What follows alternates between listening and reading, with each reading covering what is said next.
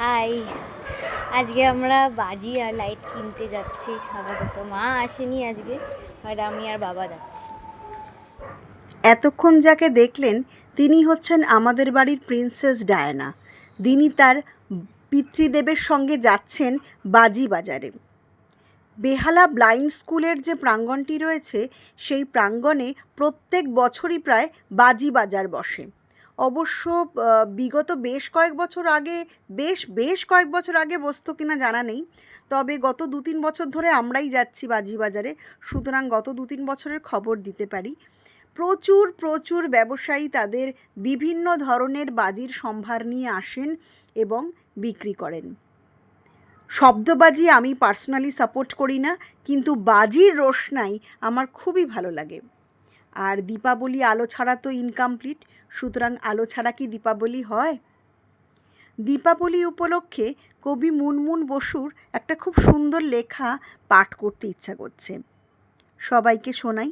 দীপাবলি, লিখেছেন কবি মুনমুন বসু। দীপাবলির দিনটা আমার ভীষণ ভালো লাগে। চারিদিকে আলো আর আলো, কোথাও নেই কোনো কালো। কি অদ্ভুত একটা ভালো লাগা মনকে ভরিয়ে রাখে। দেওয়ালি পোকাগুলো উদ্ভ্রান্তের মতো আলোর চারপাশে ঘোরে, আতশবাজির রোশনায় আকাশকে রঙিন করে। বাতাসে বারুদের গন্ধ ভাসে। মাটির প্রদীপ, মোমের প্রদীপ মিলেমিশে একাকার হয়ে যায়। দূরে ঢাক বাজে, শঙ্খধ্বনি হয়, মাতৃ আরাধনায় মুখর হয়ে যায় আকাশ বাতাস। আমার ভীষণ ভালো লাগে দীপাবলির এই রাতটা। তার সঙ্গে আমাদের এই হুড়োহুড়ি দেখতেই তো পাচ্ছেন। আর এনাকে যেই ভদ্রলোককে দেখতে পাচ্ছেন ভিডিওতে, ইনি হচ্ছেন বাড়ির সর্বকনিষ্ঠ সদস্য, মানে তার চলন ঢলন সেরকমই আর কি। তিনি বাজি নিয়ে এতই অত্যুৎসাহিত যে একে বলা যায় যে উনি হচ্ছেন বাড়ির সর্বকনিষ্ঠ থাকলেও বোধহয় এত উৎসাহ দেখাতো না যত উৎসাহ ইনি দেখান। বয়সের নেই গাছপাথর, অথচ তিনি মনের সুখে বাজি পুড়িয়ে যাচ্ছেন। প্রচুর শেল আনা হয়েছিল, তাদের রং রোশনাই দারুণ সুন্দর, সত্যি কথা মন ভরানো।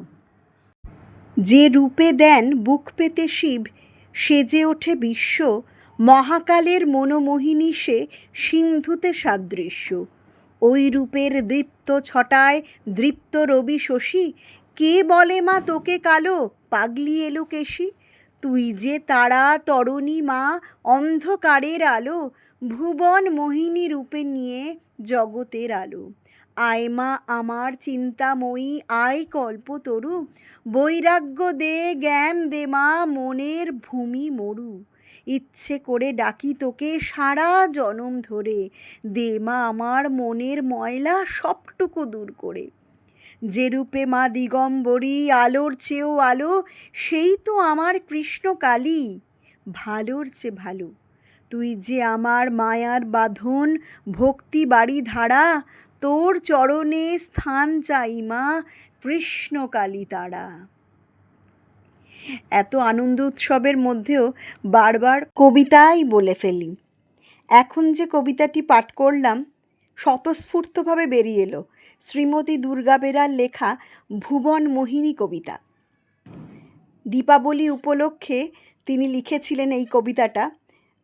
এই কবিতাটাই হঠাৎ মনে পড়ে গেল। ভালো থাকবেন সবাই। ছোট বড় সবাইকে জানাই শুভ দীপাবলির প্রীতি, শুভেচ্ছা এবং অভিনন্দন। প্রত্যেকের জীবনে আলোর রোশনাই নেমে আসুক, প্রত্যেকের জীবনের অন্ধকার দূর হোক। খুব খুব খুব ভালো কাটুক আপনাদের আগামী বছর, আগামী সময়। এখনকার মতন শেষ করছি, সবাই ভালো থাকবে।